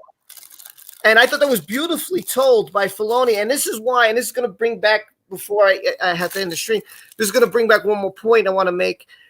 This is the reason why I felt that the most qualified people to carry on Star Wars at this point, and you might disagree with me, and that's fine. It's your opinion. Maybe you know more than I do. And that's, I always accept that. I think that Filoni has a lot of knowledge from George. He's a good friend to him. They still talk. They still hang out. They just did an interview together on the Star Wars show. And I feel that, listen, if anybody can do because what Kathleen Kennedy should have done is what Filoni, the guidance that Filoni's going. He's like, listen, this is what George said. This is what it is. This is how it is. You're trying to turn it. That's why Jon Favreau's my boy. That's why he's sticking with Jon Favreau. Like, you see pictures of them three. I don't see Kennedy. I'm like, where's Kennedy? She's in the back, like three rows behind him. Yeah. So it goes to show you, in my opinion, what they just think of this. This is what the war's about. This is what it all boils down to. It all boils down to that one person is trying to change the entirety of the whole franchise. I don't know how you do that after 40 years. It's like changing the Fast and Furious. It's like changing Die Hard. Take any trilogy, hey, let's change the whole thing now. People be like, but it doesn't make sense. Why would you make another movie then? Just make it totally different. I don't get it. That's pretty funny with King James. I know a lot of people are not going to understand this, but I'm going to put up there because I know he wants me to. We played Battlefront 2, which we're going to play later on tonight. We're going to stream that later. And he says, did you ever hear the tragedy of Darth shaved Ewok the Wise. It's a joke. What happens is I get mad because these Ewoks kill me in the game. They're out of nowhere. I can't find them. They shoot me with a bow and arrow. It's the most frustrating thing in the world. And I'm like, I'm going to curse. I'm like, I'm going to shave that fucking Ewok. I get so mad. So that's why he put it. That's a fun mode. Qui-Gon. This is a good one. I'm going to show you this one. Zach said, hold on, let me get to it. They're all good comments. I just can't, we just kind of pressed for time right now. Qui-Gon was a threat according to Palpatine. What do you guys think of that? Yeah, I agree. I mean, Do the you whole thing feel that that way? Filoni Do you said. think that Qui-Gon Jinn was a threat? Yeah, I think the stuff Filoni said about Qui-Gon being a father figure versus Obi-Wan being a brother, that was Lucas said that years ago too. I mean that things have been different with Qui-Gon. Anakin followed him around like a father figure, but like Obi-Wan didn't care about Anakin when they met him. He's what do you say, another pathetic life form. He didn't care about that situation, so he only started training Anakin because Qui-Gon wanted him to do it. So he didn't have that character strength to do it, and he was more of a brother. And it just they knew each other too well. I think that it would have been completely different, of course, if Qui-Gon didn't have survived. But I think if Qui-Gon survived, eventually Palpatine would have tried to have him killed for sure. Yeah, I definitely think. Mega Jetty says Filoni's a good storyteller. This is a good one. I wonder what you guys think of this. Filoni's a good storyteller, but some of the retcons he did hurt the franchise. He took Star Wars 2 steps forward, but 1 step back. What do you guys think of? What do you think of Dave Filoni? I'll go with Scott. What do you think of him? To be honest, I don't know I've heard about him through all the fans saying that he's probably the best person to take over Star Wars because he seems to have the understanding of it much better than a lot of the writers. But if that's the case, I would say that Dave Filoni, can definitely, like Jetty said, he's a good storyteller. He understands Star Wars. But if he has that ability to retcon something that was really important, and if he takes that away, that's not necessarily a good thing. But if he can work on his fundamentals of certain retcons, if you stick with the stuff that makes Star Wars what it is, and don't try to change everything, I think you're all set to go. And if he's your man, stick with him or Jon Favreau.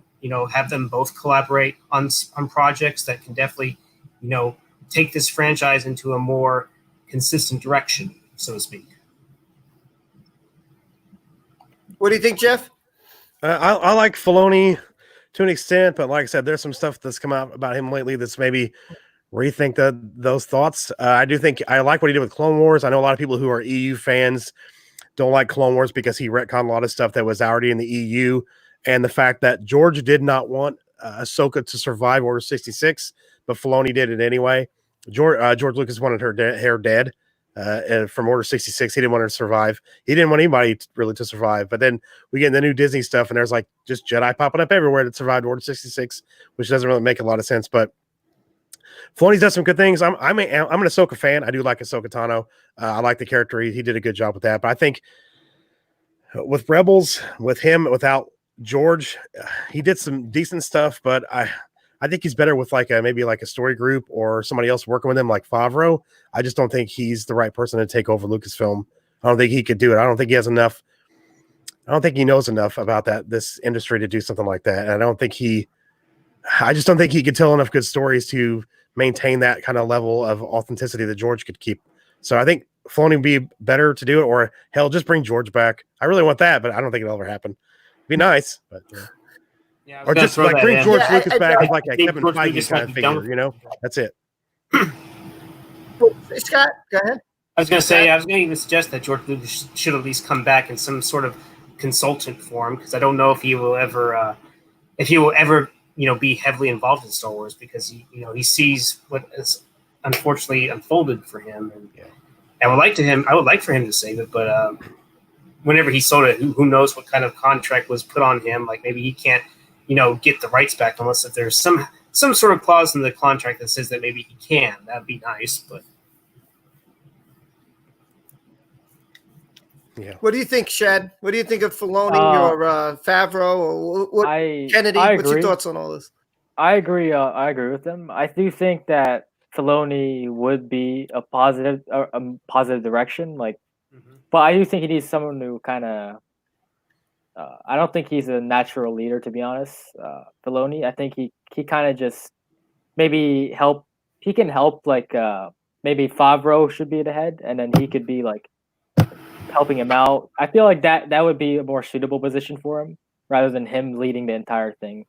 Because based on like interviews and stuff, he seems more like he just like he's good at what he does for sure, but I don't really see him much as a leader, because some people you can really tell like right away that they're leaders, like Jon Favreau, for example. Like I could definitely see him as the leader of Lucasfilm, but I don't really see Filoni doing it. Maybe as a story director or something, but definitely not. I don't think. Yes, maybe Filoni lacks a certain experience to some extent. Yeah, possibly. I think like a lore keeper or kind of like a story group keeper like would be a good thing for Filoni to do. So they kind of keep track of their own lore and canon. Unfortunately, they're not doing that now. So, but he would be good in a position like that. For sure. I had a question. Cool. Yeah, I agree. He was supposed to, but I guess his stream ran overtime. So, I'll try to get him on another night. It's all right. Listen, I got a lot of channels who told me they couldn't do tonight. And, can we do this day? Can we do that? So I'm trying to work a schedule. I'm trying to get as many people as I can because this is all new to me. And it's just, again, it's a way for me to bring you guys on, to let other people see you guys, to let you, talk Star Wars, something we love to talk about. Or if you guys, if anybody's a Dallas fan, you might want to check out Scotty. And you want to check out Jeff. You want to, if you're Star Wars, definitely Entertainment Crew, Jeff. They're there for that. So I'm going to wrap it up because we've been on about almost 2 hours, and I do have to get going. So, want to introduce you. This is Entertainment Crew. Right below me, we have Jeff from the Geek Blend, and we have multi-minded Scotty. So, Scott, tell us about your channel if you want to plug it, and if you want to put it in the comment section, please, by all means. Hopefully you check all 3 channels out. Scott, floor is yours. Okay. Well, I'm multi-minded Scotty. I do reviews. I've been doing a lot of live streams recently, and whenever I feel up to it, I might get back to doing reviews at some point when I have the time and energy. I also do Cowboys-related content because I'm a very passionate Cowboy fan. I give my overall thoughts on the free agency, the draft, and stuff like that. And I actually did almost my overview thoughts on the Cowboy games starting last year. I also do DVD, Blu-ray updates, giving my thoughts. And just recently, I posted my recent soundtrack film collection. Like I got the Alien complete soundtrack by Entrada. I got the Alien 3 score, and then just today I finally got the Aliens score. Unfortunately, the case kind of broke it. But I got the complete score of Aliens, which includes the final theatrical score. So yeah, I collect that stuff too, and I intend on maybe doing some music reviews like Rush and stuff like that. And if y'all want to check out my channel, I'll put it in the chat. If you like what I do, feel free to give me a like, and I'll keep grinding out the best content to the best of my ability. So I guess I have to go to the chat itself sorry about that. Just bear with me. By the way, sure, go ahead and put it in. Before I get to Jeff, I just want to put this out there because Mega Jetty's been a great supporter. He gave me a couple of super chats. I really appreciate. He didn't have to do that, and I really appreciate what he did. He has a Star Wars lore account called Home One, and I hope you guys check it out. He's also just starting out with it. Brand new account. I'm hoping I could have him on. He was free Wednesday, but I was only free Thursday. I couldn't have him on, unfortunately. I'm gonna get everybody on. That's my whole goal. So that's his account down below if you want to check it. And now we're going to talk. Here's Scotty's, and then we're going to talk about the Geek Blend. You can plug away. Check out anybody's channels. They're putting them in the comment section. Please support everybody. They're great people. They've been great friends to me since I've been on this platform, and I love them. So please support them. I can't push that any more than I am, and that's why I had them on tonight. If I didn't like somebody, I wouldn't do this. Here's the Geek Blend. Here's Jeff. I will shut up. Jeff, plug away. Thanks, Rob. I appreciate it, man. I appreciate you having me on tonight, too. It's been really fun talking Star Wars with you guys. I'm Jeff. I run a channel called The Geek Blend. I do Star Wars, DC, Marvel, all kinds of pop culture stuff like trailer reactions. I do streaming service recommendation videos for like Netflix, Hulu, and Amazon Prime. I do the Cantina episode where I do craft beers and like different alcoholic beverages. I'm going to do comic reviews starting next week. And as soon as I get done with the Heir to the Empire trilogy, the book series, I'm going to do a review on that. And then I do my podcast every Saturday night with Lost Jedi 22, Raging Rhino. So Saturday night at 11:30 p.m. Central, 12:30 p.m. Eastern. We also are doing watch togethers for the sequel trilogy. We did Force Awakens last week, and in a couple weeks we'll be doing The Last Jedi. It was my fault. They're blaming me for it, I know, but it's pretty funny. Our commentary is pretty funny. So, and then when we get done, we might go back and do the original trilogy and the prequel trilogy as well. So check me out. I appreciate you guys subscribe. Thank you guys for having me on. I appreciate it. Thanks, Rob. Listen, it was a pleasure. Listen, I'm glad you guys came. Thank you, Scott. I know you were last minute, but and so were you, entertainment crew. I really appreciate you guys jumped on. And speaking of the entertainment crew, I'm going to plug his channel right here. Hold on, give me a second before I let you talk. My dog, will you stop? Listen, baby, I love you, but you're taking up the live stream here. Okay, I love you. I love you. I love you. And Okay. Entertainment crew, it's up to you. Plug away, man. Well, we do Star Wars content, Marvel content, DC. Recently, we've been doing Clone Wars content, but we're planning on doing more Mandalorian, doing more our opinions on rumored characters that are going to appear.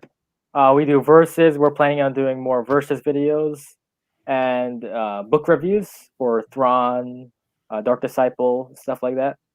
And we also are making like a podcast series soon, reviewing each of the films. So we're gonna bring on different guests for each film, like episode 1, episode 2, like Solo and everything. So that's basically what we're looking forward to. So that's basically what my channel's about. Yeah. Cool. Awesome. Hold on. Let me back up. Stay. I feel you, man. My cat's all over me right now too. Well, first off, before we end, I got like 2 minutes. Just want to say thanks to Scotty for filling in again. I really appreciate it. Scott's a great guy, even though he's a Cowboy fan. No, I'm not kidding. He's a good guy. we're going to be neck and neck because I'm a Giant fan. We're in the same division, but my team sucks anyway. Whatever. It's going to be his team with the Eagles. They might go 8-8, I think. Yeah. Yeah, maybe. I mean, they got to rebuild. So you and Jeff, you guys, your team's looking good. Good luck. Hopefully, the NFL has a season with everything's going on. I don't know. No. I guess we'll have to wait and see. But make sure you check out Scott. All the channels are in there. We got Home One, Mega Jetty's in there. Jedi Purge just said hi. Just want to say hi to Last Jedi 22, King James. Entertainment Hacker was here. Mega Jetty, Jones, who has a good channel, you should check him out. Is also Zach Sheldon was here. Again, thanks for the super chat. Lost Jedi 22, very nice. Majat was here. I don't know if I missed anybody. Did I cover anybody? If I missed somebody, I'm sorry, but just check them out. Everybody here who came here today, I can't be more appreciative and thankful that you spent your time with us. The Entertainment Crew's got a great channel, and so does the Geek Blend. And if you haven't checked out these guys, you're missing out. Please, they're great people. Check them out. Show some love, all right, to the community. Let's keep growing. Let's keep strong. Let's keep the family together. I will have the Entertainment Crew on 2 o'clock on Sunday, 2 o'clock Eastern.